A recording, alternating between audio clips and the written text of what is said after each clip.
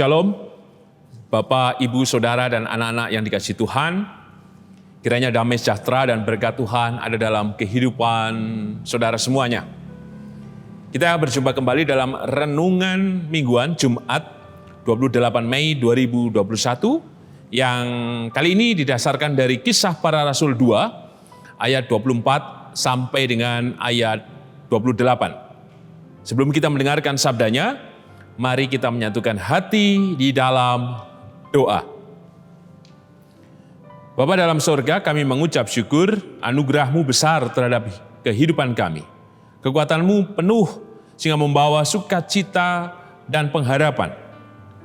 Dan dalam berbagai peristiwa dan pengalaman hidup kami, Engkau telah membuktikan bahwa Engkau hidup dan berkuasa atas seluruh kehidupan kami. Oleh karena itu kami mengucap syukur ya Tuhan atas rahmat berkat dan pertolongan-Mu. Dan kebenaran-Mu yang hendak kami renungkan bersama, kami percaya menjadi kekuatan yang menopang setiap langkah kehidupan kami. Ampunkanlah setiap dosa pelanggaran kami ya Tuhan, dan kami percaya Engkau menguduskan dan memberikan kami pengampunan itu. Di dalam-Mu ya Tuhan Yesus sang sumber kehidupan dan keselamatan, kami naikkan doa ini dengan syukur, percaya, dan berserah. Amin. Kisah Para Rasul 2 ayat 24 sampai dengan ayat 28. Kisah Para Rasul 2 ayat 24 sampai dengan 28, demikian sabda Tuhan. Tetapi Allah membangkitkan dia dengan melepaskan dia dari sengsara maut, karena tidak mungkin ia tetap berada dalam kuasa maut itu. Sebab Daud berkata tentang dia, "Aku senantiasa memandang kepada Tuhan, karena ia berdiri di sebelah kananku, aku tidak goyah. Sebab itu hatiku bersuka cita, dan jiwaku bersorak-sorak. Bahkan tubuhku akan diam dengan tenteram, sebab Engkau tidak menyerahkan aku kepada dunia orang mati, dan tidak membiarkan orang kudus-Mu melihat kebinasaan. Engkau memberitahukan kepadaku jalan kehidupan. Engkau akan melimpahi aku dengan sukacita di hadapan-Mu." Berbahagialah kita yang merenungkan sabda Tuhan, dan berbahagialah kita yang percaya. Haleluya. Amin. Bapak, Ibu, Saudara, dan anak-anak, Renungan Mingguan Jumat 28 Mei 2021 dengan tema percaya, bersandar, dan patuh. Beberapa waktu yang lalu saya berjumpa dengan sebuah keluarga jemaat GKJ Sarimulyo. Yang menarik adalah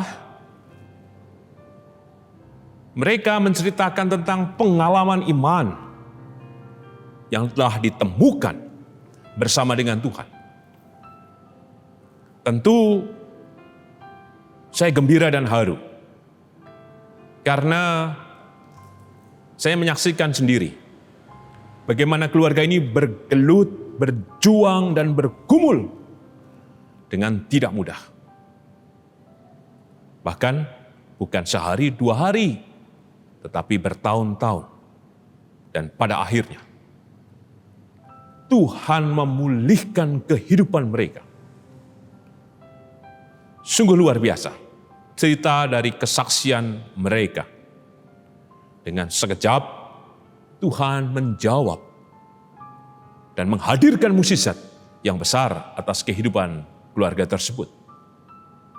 Menarik, dalam perjumpaan saya dengan keluarga tersebut, mereka berefleksi, percaya, bersandar, dan patuh.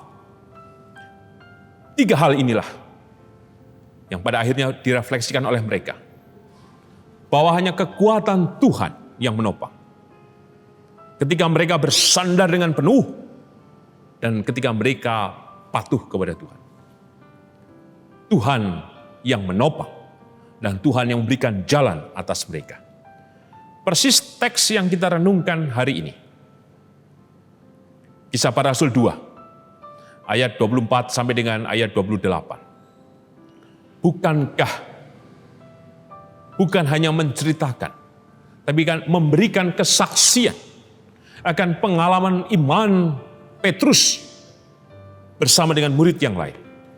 Jika kita membaca di ayat yang ke-14 dari Kisah Para Rasul pasal kedua, maka bangkitlah Petrus berdiri dengan ke-11 rasul itu, dan dengan suara nyaring ia berkata kepada mereka. Petrus dan murid yang lain tidak lagi takut, tetapi mereka berani. Apakah keberanian mereka semata-mata karena ada kuasa yang bekerja seperti yang pernah disampaikan Tuhan ketika hendak naik ke surga? Di Kisah Para Rasul 1 ayat ke-8. Tetapi kamu akan menerima kuasa kalau Roh Kudus turun ke atas kamu. Tentu betul yang pertama, kuasa itu bekerja atas kehidupan Petrus dan murid yang lain.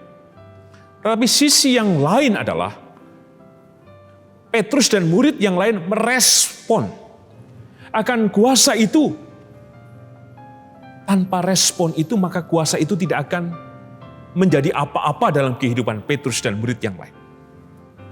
Tetapi karena Petrus dan murid yang lain bersama-sama berkumpul sehati dan tekun berdoa. Bahkan pada peristiwa Pentakosta mereka bersama berkumpul. Dan pada akhirnya kuasa itu datang hinggap secara penuh masing-masing dalam kehidupan para murid. Sehingga ketika mereka disindir, disebutkan mabuk anggur, Petrus bangkit, dan bukan hanya Petrus saja, 11 murid yang lain. Artinya apa? Sudah ada kesatuan di hati para murid. Tidak lagi saling mencela, tidak menganggap diri paling hebat, paling benar, dan paling kuasa. Tidak. Tetapi semua dalam kerendahan hati dan terbuka pada kuasa Roh Kudus, sehingga mereka bangkit bersama, dan Petrus mengatakan dengan berani dan dengan suara yang nyaring. Persis juga pengalaman iman itu yang disampaikan kembali oleh Petrus ketika mengatakan tentang Yesus yang bangkit dengan kuasanya. Persis juga dari apa yang disampaikan oleh Daud. Disebutkan secara khusus di ayat ke-25. Aku senantiasa memandang kepada Tuhan. Inilah pokok yang pertama. Percaya. Memandang berarti tidak berhenti. Memandang berarti fokus pada Tuhan. Memandang berarti segenap tubuh jiwa roh kita terpaut dan bergantung kepada Kristus. Apapun persoalannya, apapun pergumulannya, apapun peristiwa hidup yang sedang kita jalani, percaya. Lalu apakah hanya dengan percaya saja? Berikutnya kita lihat. Karena ia berdiri sebelah kananku, aku tidak goyah. Percaya bukan hanya sekedar kemudian, oke, aku bergantung. Tapi menemukan dan berjumpa dengan kekuatan itu. Sehingga segala peristiwa kita jalani. Sehingga kita tidak goyah. Perjalanan kehidupan kita sudah sangat jelas. Bukankah setiap kita tidak enak-enak terus dalam menjalani kehidupan ini ketika beriman kepada Kristus? Tapi justru ketika kita percaya dan menemukan dan memandang Kristus, ketika kita menemukan bahwa kita tidak goyah, sesungguhnya kita disebutkan sudah percaya. Oleh karena itu temukan. Jika hari ini kita goyah, sesungguhnya mari kita pertanyakan kembali kepercayaan kita.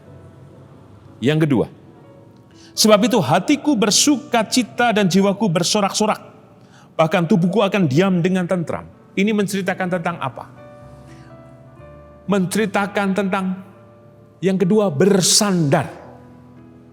Sehingga dalam segala situasi, ketika kita terhubung dengan Tuhan, maka apapun kita tidak hanya memikirkan persoalan yang berat.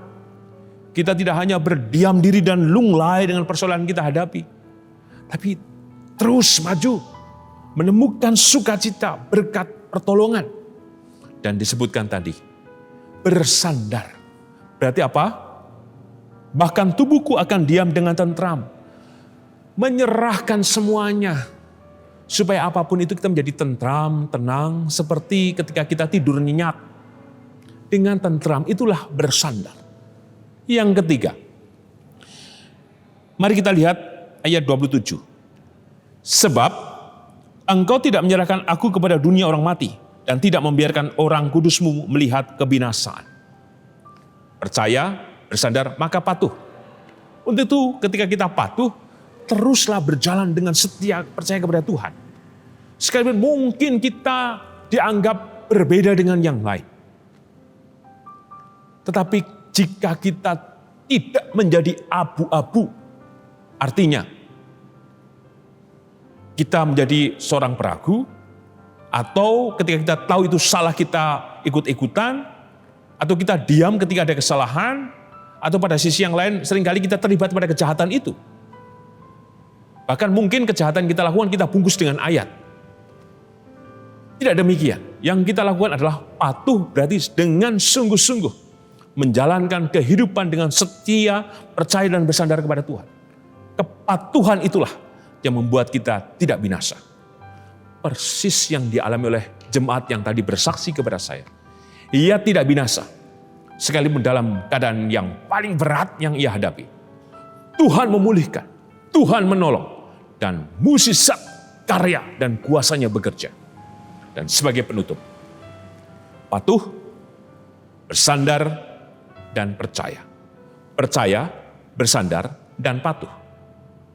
3 hal ini saling terpaut. Oleh karena itu, mari benar kita lakukan dalam kehidupan ini. Karena kuasa Roh Kudus itu, yaitu Tuhan Yesus, telah hadir atas kehidupan kita bersama. Mungkin yang kita lakukan dalam keseharian bukan hanya menghafal berapa ayat yang ada dalam kitab suci dan mengatakan ini dan itu tentang Tuhan yang seringkali kita tunjukkan bahwa kita lebih hebat atau lebih saleh. Tidak demikian. Yang kita lakukan adalah mungkin kita tidak perlu berkata-kata dengan banyak ayat, tetapi biarlah setiap kebenaran firman itu terjadi dalam kehidupan kita, sehingga kita menjadi percaya, sehingga kita menjadi bersandar dan patuh. Bahkan mungkin tanpa kata-kata, kita menjadi teladan dan berkat untuk yang lain. Persis di ayat 28. Engkau memberitahukan kepadaku jalan kehidupan. Engkau melimpahi aku dengan sukacita di hadapanmu. Dan itulah janji Tuhan. Mari temukan janji berkat Tuhan yang menunjukkan jalan kehidupan dan sukacita kepada kita bersama dengan kita percaya, bersandar, dan patuh. Tuhan berkati. Amin. Bapak, Ibu, Saudara, dan anak-anak, mari kita menyatukan hati di dalam doa. Kami mengucap syukur Tuhan atas setiap rahmat, berkat, dan kuasa-Mu. Perjumpaan para murid di hari Pentakosta sesungguhnya menjadi tanda dan pengharapan kami bahwa kuasa-Mu juga terjadi penuh atas kami. Maka tolonglah kami. Biarlah kami patuh bersandar dan percaya dalam kehidupan kami kepadamu Tuhan. Sehingga segala sesuatunya terjadi bukan karena kami tetapi karena Engkau Tuhan. Percaya yang kami tunjukkan dengan memandang-Mu Tuhan.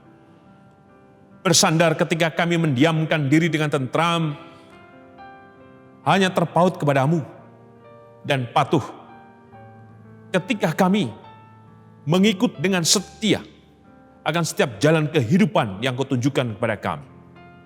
Maka mampukan kami Tuhan untuk melakukannya. Kami percaya rahmat berkat-Mu terjadi atas kami, dan kami percaya apapun yang terjadi atas kehidupan kami tidak akan membinasakan kami. Karena kuasa-Mu terjadi dalam kehidupan kami. Mampukan kami terbuka, mampukan kami merespon kebenaran dan kuasa-Mu itu ya Tuhan, dengan percaya, dengan bersandar dan patuh. Karena kami percaya, maka kami serahkan secara khusus kehidupan hamba-Mu Tuhan. Khususnya Ibu Rusmiati Buyung, Ibu Sarno, Ibu Tugira Sariman, Ibu Tiem Mangun Sentono, Bapak Siswa Prayitno, Bapak Saharun, Ibu Esther Subianto, Ibu Joyo Pawiro, Bapak Sadal Paulus, Bapak Christian Dauriwu, Bapak Elias Sariman, Ibu Marti Utomo, Ibu Waginah Paijo. Demikian juga atas kehidupan Bapak dan Ibu Priyono, Ibu Ami Birowo, Bapak Yonatan Purwoko, Ibu Lawiem Suparman, Ana Amoresia, Bapak Sutarsono, Bapak Wilson Siagian, Bapak Ngatimin, Bapak dan Ibu Budiandono, Bapak Warsito Utomo, Ibu Siwiati Sriwiati, Bapak Rasdiman, Bapak Stiantono, Bapak Larbadio, Saudara Yunan Widatmoko, dan beberapa jemaat yang tidak bisa kami sebutkan satu persatu, biarlah kuasa dan kasih-Mu Tuhan bekerja, dan karya-Mu yang ajaib hadir memberikan kekuatan, damai sejahtera untuk kehidupan hamba-hamba-Mu ini. Demikian juga atas kehidupan bergereja di GKJ Sarimulyo, biarlah kasih, kemurahan, dan berkat-Mu hadir Tuhan, memberikan kami kekuatan, memberikan kami kesegaran. Kami percaya Engkau hadir satu persatu dalam setiap pergumulan dan harapan hamba-hamba-Mu, khususnya di gereja GKJ Sarimulyo ini Tuhan. Demikian juga untuk bangsa dan negara kami percaya Tuhan rahmat berkat-Mu memberikan damai, tentram, dan kesejahteraan. Kami percaya Tuhan. Untuk itu ya Tuhan, kami serahkan seluruh doa kami ini dengan percaya dan berserah hanya dalam kuasa dan nama-Mu. Amin. Tuhan Yesus memberkati Bapak, Ibu, Saudara, dan anak-anak kini dan selamanya. Amin.